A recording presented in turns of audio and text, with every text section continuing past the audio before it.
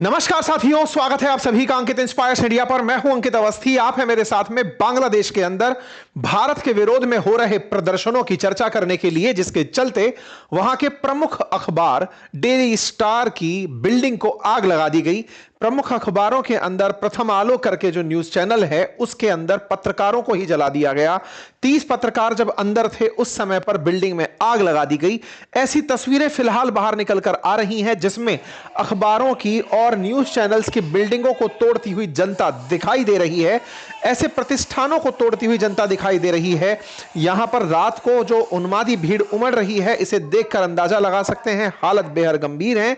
पूरी तरह से यह सारी स्थिति बनी है हमारी उस न्यूज के बाद जो आपने कल सुनी थी अपनी पाठशाला पर, जिसमें मैंने आपको बताया था कि अज्ञात फिर सक्रिय हैं। बांग्लादेश के अंदर छात्र नेता को गोली मारी गई है।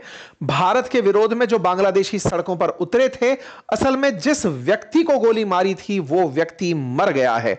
यह उस्मान हैदी, जिसे गोली मारी गई थी, यह उस्मान हैदी नाम का व्यक्ति मर गया है। इसके चलते अब लोगों का गुस्सा फूट पड़ा है और वो सीधे सीधे भारत को ब्लेम कर रहे हैं। उनका मानना है कि भारत ने अपने खुफिया लोगों से या फिर मारने वालों को अपने यहां शरण देकर के उस्मान हदी को मरवाया है। कौन था उस्मान हदी, इसके बारे में थोड़ा सा ब्रीफ में एक बार चर्चा हो जाए, इसकी भी चर्चा होगी। साथ ही साथ भारत यहां पर क्या कर रहा है।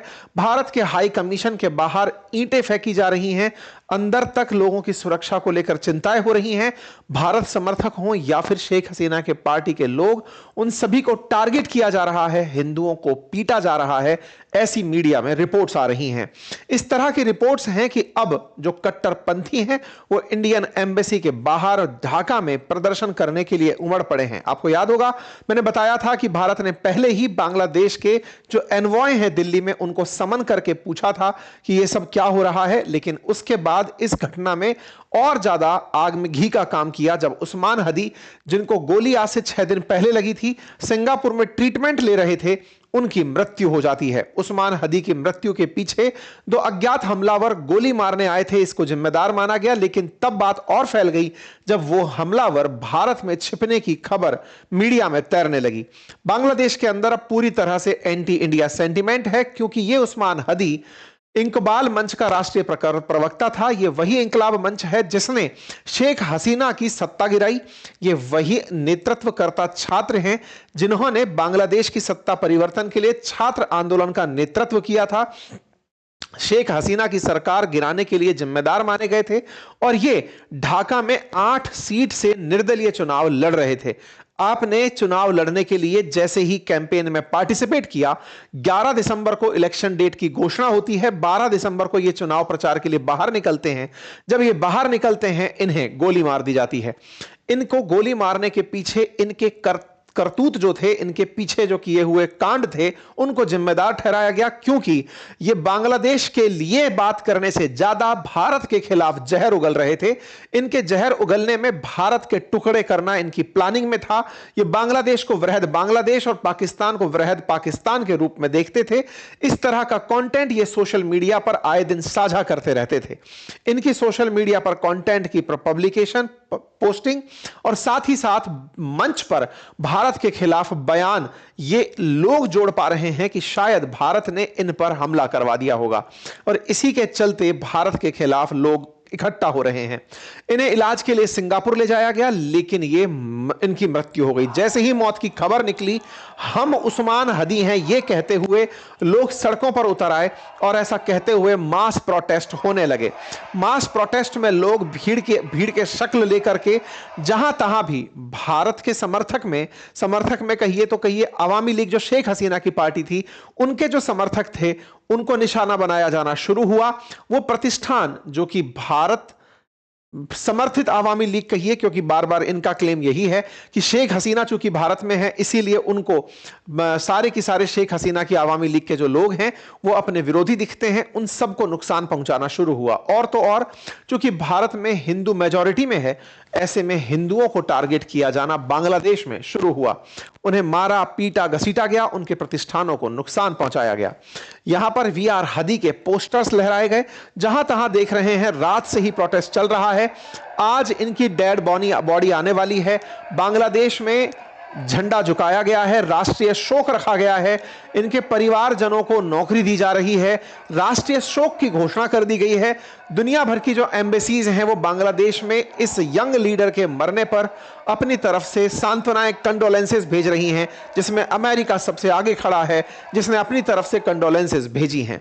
बांग्लादेश में शेख हसीना विरोधी होने के चलते इनकी मौत पर आवामी लीग को निशाना बनाया जा रहा है, और यही कारण है कि जो सरकार समर्थित न्यूज चैनल हुआ करते थे, या फिर जिन्हें यह माना जाता था कि शेख हसीना के समर्थन से ये चैनल बड़े बने, उन्हें टारगेट किया जा रहा है। आप देख सकते हैं यहां पर न्यूज चैनल्स के, जिनमें से प्रथम आलो करके एक न्यूज चैनल है, उसके बाहर आग लगाई गई, फिर प्रथम आलो के बिल्डिंग में ही आग लगा दी गई, और बिल्डिंग के अंदर हमलावर पहुंचते हैं, उसकी पूरी बिल्डिंग को आग लगा देते हैं। साथ ही साथ डेली स्टार जो न्यूज़पेपर है, जो ढाका के अंदर सबसे बड़ा न्यूज़पेपर माना जाता है, बांग्लादेश का सबसे बड़ा न्यूज़पेपर है, उसके 30 जर्नलिस्ट जब बॉडी के मतलब बिल्डिंग के ऊपर ही थे, उस समय उन्हें आग लगा दी गई।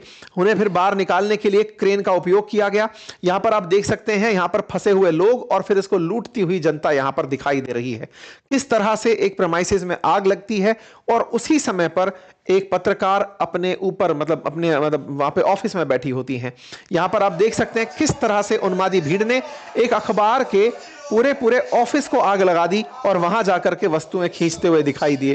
क्रेन के माध्यम से फंसे हुए लोगों को निकालने का प्रयास हुआ। देर रात तक अखबारों के ऑफिसेज को, दस्तावेजों को आग लगाई जाती रही।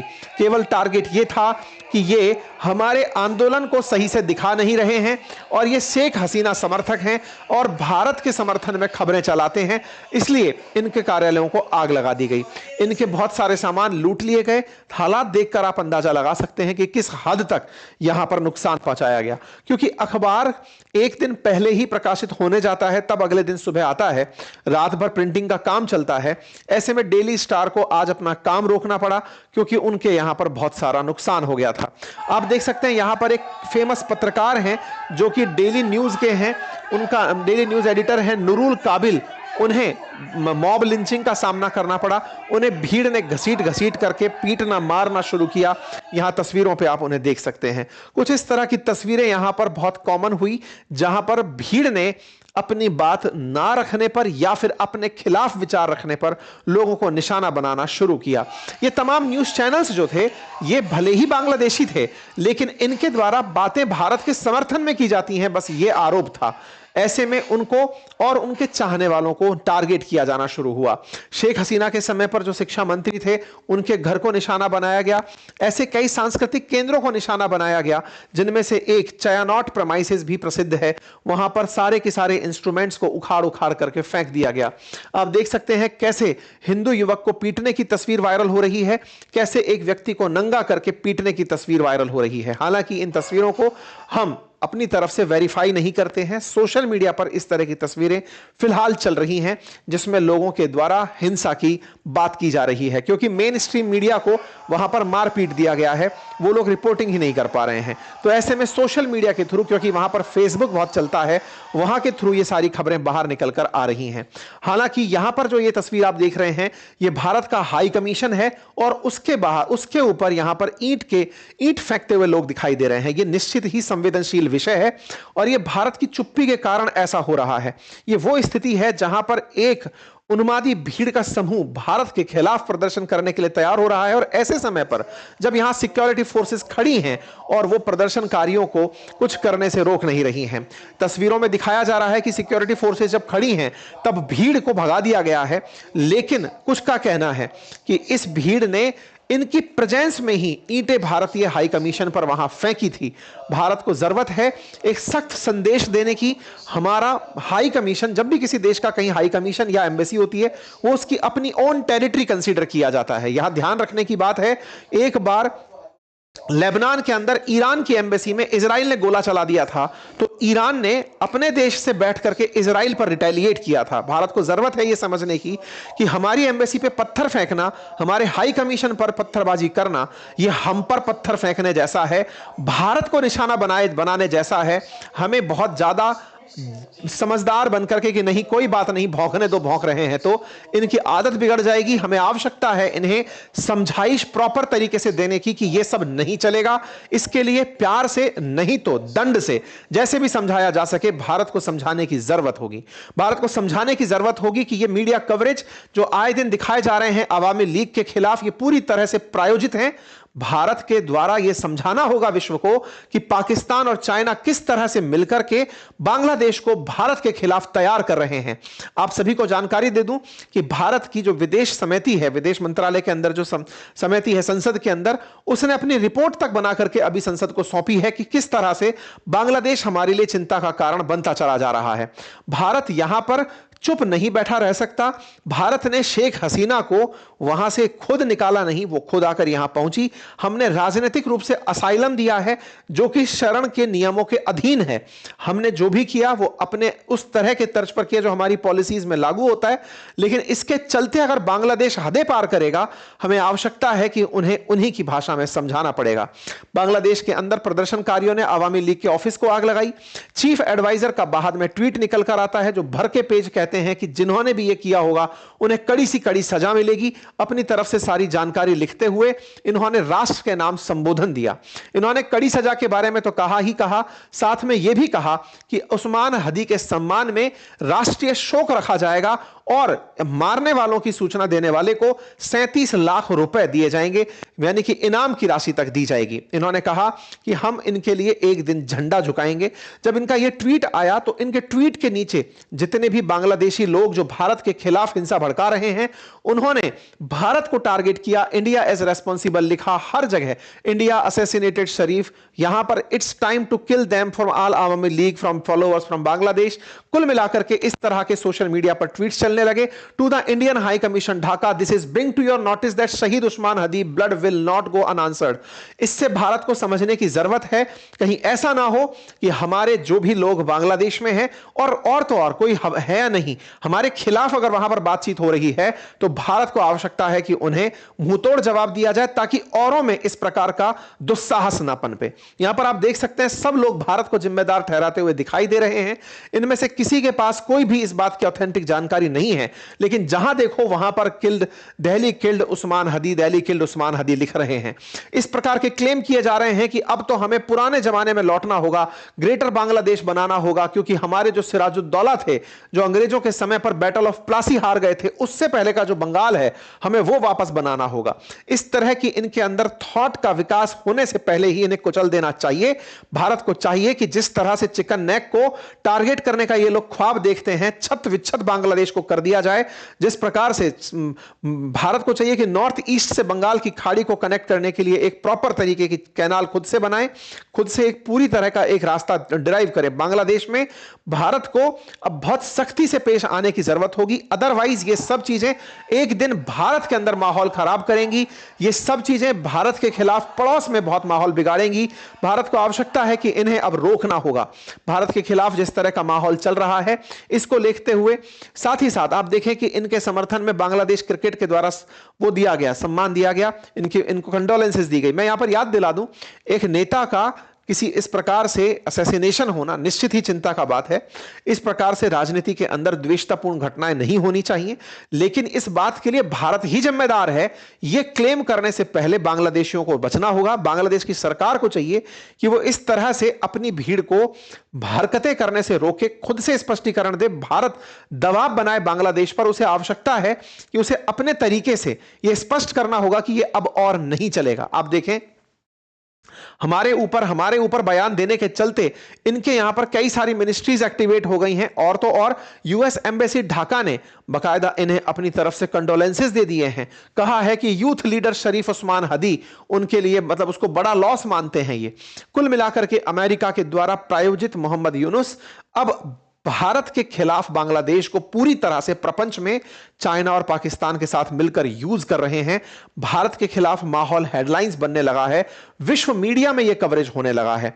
विश्व मीडिया के अंदर आप उठा करके अगर देखें तो यहां पर भारत ने तो अपनी तरफ से एडवाइजरी जारी की है कि जो भी भारतीय वहां पर हैं वो सुरक्षित रहें, लेकिन विश्व मीडिया के द्वारा इसे कवर किया जा रहा है कि साहब बांग्लादेश के अंदर कुछ इस तरह की घटना घट गई है जो कि एक यूथ लीडर की मौत से जुड़ी है। इंटरेस्टिंग पार्ट है कि भारत के खिलाफ इन तमाम चीजों के बीच में, विरोध के बीच में, पार्लियामेंट्री हाउस के अंदर, लोकसभा सेक्रेटरीट के अंदर एक रिपोर्ट आती है, जिस रिपोर्ट के अंदर इंडिया बांग्लादेश के रिलेशनशिप के ऊपर लोकसभा के सेक्रेटरीट के अंदर यह रिपोर्ट प्रकाशित होती है। में जो कमेटी बनाई गई थी एक्सटर्नल अफेयर्स के द्वारा, उस कमेटी के द्वारा इस रिपोर्ट को दिया गया, जिसमें strengthening bilateral engagement with Bangladesh को एम्फसाइज किया गया, जिसमें maintaining vigilance on foreign activities in Bangladesh के ऊपर बात की गई। यहां पर ध्यान देने वाली बात है कि बांग्लादेश में जो वायुसेना का लाल मोनिर हाट एयरबेस बन रहा है, एयरपोर्ट बेस बन रहा है, जिसको लेकर पहले भी हमने जिक्र किया था।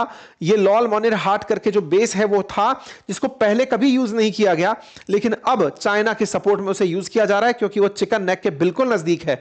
बांग्लादेश से जब पूछा गया तो उन्होंने यह कहा कि नहीं, हम इसका उपयोग केवल सैन्य उपयोग में करेंगे, लेकिन हु नोज, क्योंकि पहले जिसका वो यूज बिल्कुल नहीं होना था अब उसके यूज की बात हो रही है। और तो और बांग्लादेश के अंदर पनडुब्बियों के लिए अब 8 पनडुब्बियों के लिए अड्डा बनाया जा रहा है। बांग्लादेश के पेकुआ के अंदर बांग्लादेश के पास 2 पनडुब्बियां हैं, अब 8 और पनडुब्बियों के लिए यहां पर जगह बनाई जा रही है। साथ ही साथ फॉरेन एक्टिविटीज जो बांग्लादेश में हो रही हैं उन पर ध्यान रखने की बात यहां पर हाईलाइट की गई है कि भारत को आवश्यकता है कि उसे हाईलाइट किया जाए, सरकार हर स्थिति पर नजर रखे, यह संसदीय समिति के अंदर बात की गई है। सेंटर स्टेट का कोऑर्डिनेशन बढ़ाकर रखा जाए, क्योंकि जो भी हमारे